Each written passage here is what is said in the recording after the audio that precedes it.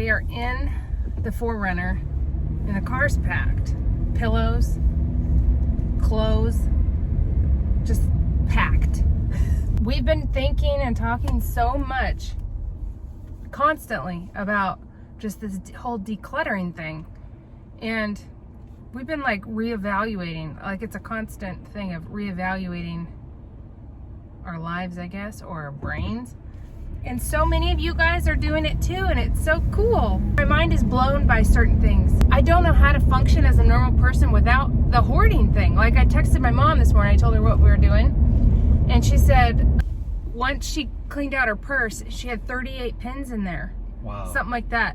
So in a purse? Yeah, she never can find one. So it comes from my childhood, apparently. Wow. I think we can totally do this.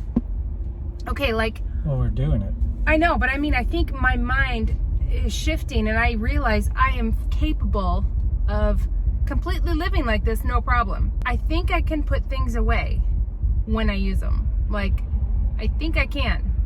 Or at least if it has a home, a dedicated home, when I go around the house and clean up stuff, I can put things back where they need to go. Whereas I just leave them if there's a tape measure there, because we're going to need one later and it'll be sitting there and we'll need it.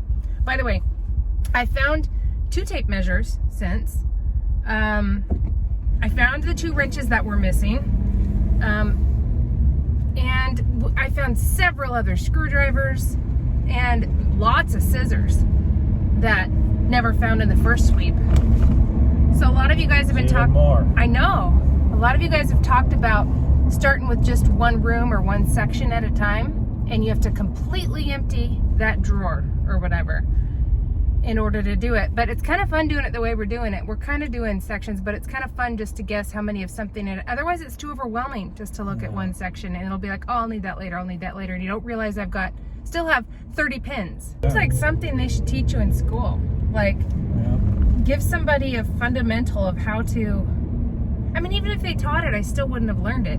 I didn't know necessarily that I was hoarding. Because it makes you wonder what causes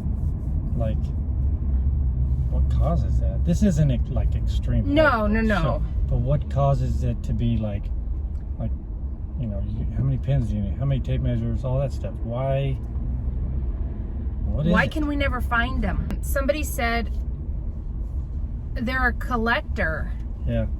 Not a hoarder. I'm not a hoarder, I'm a collector. And when you think of a hoarder, you think of the hoarder show where you have a path through the house to walk through. We're not that kind of hoarder. We're not collectors either, though. No, we don't collect. That's the difference between, I think we've talked about that too, is the difference between collecting and hoarding.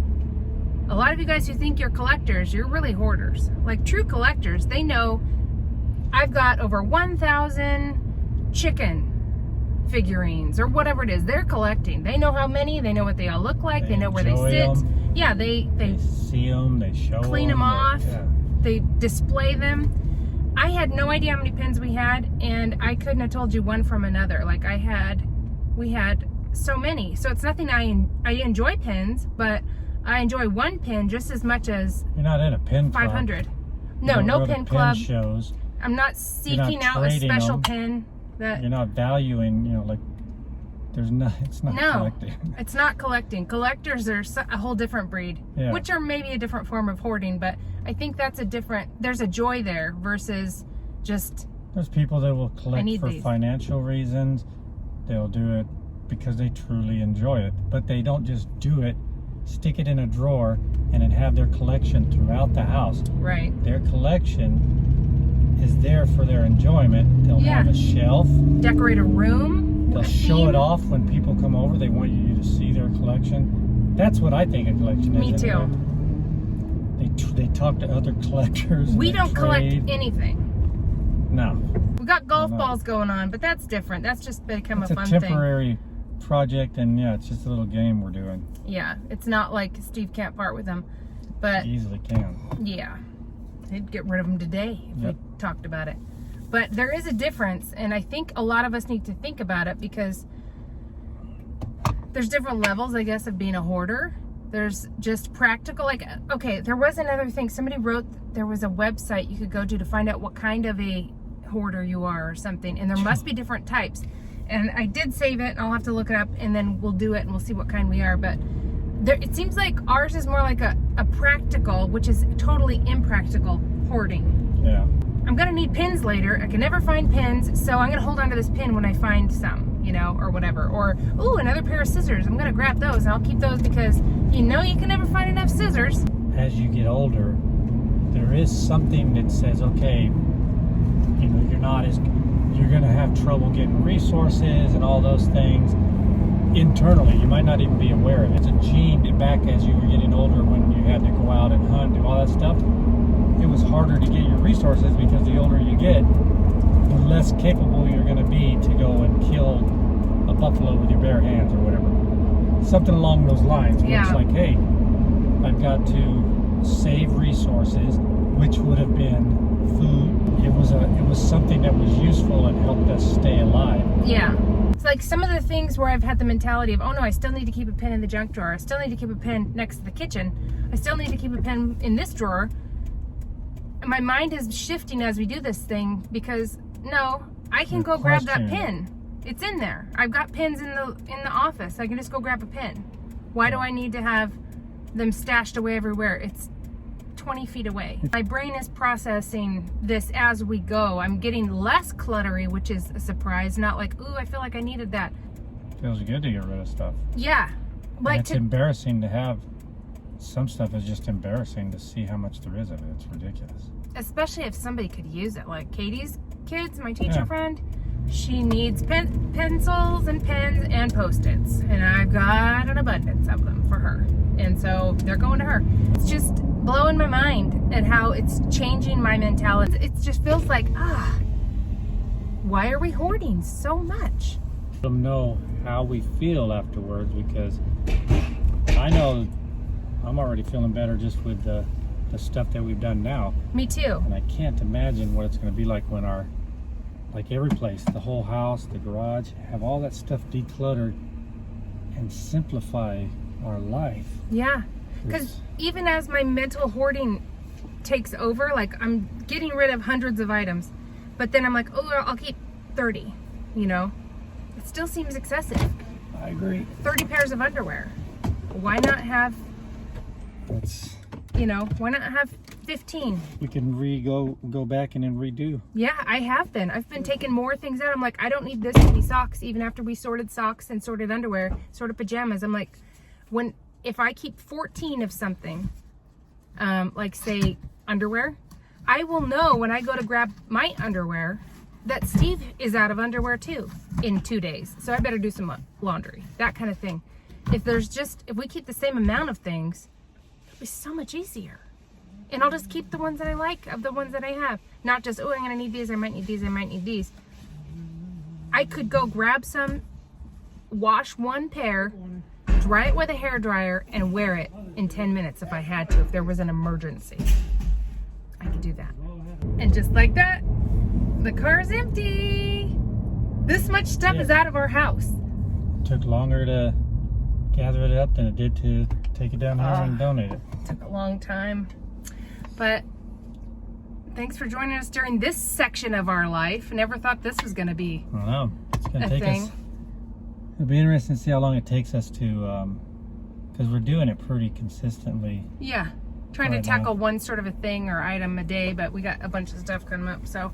Yeah, we got grandkids in town, all that, but we'll continue. You guys are helping motivate us. Your comments have been so helpful. Yeah. Just to realign our brains. And the weird thing is we didn't get a barrage of cluttering experts telling us you should do this and this and this. Like a lot of you guys have never thought of it either. Yeah. You had no idea. Or at least the ones that are commenting. You guys are supportive and not like, Well, it's okay if you're an expert. Oh yeah, if you're an expert and you got tips, it definitely helps. But I meant like, it doesn't sound like the whole world is completely decluttered and this extreme. The process my mind has had to change through. See the appeal of people that give everything away. Oh, for sure. Everything and not have that burden on you. And we've talked about, living in a tiny home or something. We could totally do it. If you only had one. That was another thing too. Like, this is making me think about things like in the kitchen. why not just have 2 plates? I mean, the other ones can go in another section, like, you know, like we know for when family's over or whatever. Grandkids, family, and friends. Yeah, and you could have their stuff, have that set aside. All the extra stuff, but if I need a plate and it's dirty, I can go wash the one plate. It will take me 2 seconds to wash that plate, and then we can use it. We have one knife set right now, that one that we found at Bed Bath & Beyond, and it's an awesome one. I love it, and it works so good, and we do keep reusing those same 5 knives or whatever, and I haven't had to go in and grab any. Actually, I got rid of all of them. I got rid of all of our knives. We had several sets and tons in a drawer. They're gone, and they've been gone a while. So thanks for joining us on our little mental chat and mindset talk. Yeah, whatever that means. Okay. Yeah, we're just venting on this whole process, so. Blowing our minds. Yeah. Yeah, it's a different stage of our life. Maybe it's just a stage of our life that we're doing this. You know what? It makes me feel good if we died, like if we got in a crash today. The kids don't have to go through that much stuff. Somebody, I wish I remembered her name. She said that her mom said on her tombstone to put sorry about the basement. That's what I wish I remember your name. That's awesome. Yeah, she said sorry about the basement because it would. I am so glad we don't have a basement. Up there, but you would put stuff in the basement and forget about it. Right, because it's nice and easy and clean. Yeah, there isn't too much in the attic because it's too weird up there. Shove it in the basement. Yeah. Maybe at the end we'll be like, wow, that was a mistake getting rid of everything. No, but I doubt it. That's the thing. If it is a mistake, we would have to go buy that one item if we had to. Here, peek in there real quick. Okay. Speaking of the dumpster.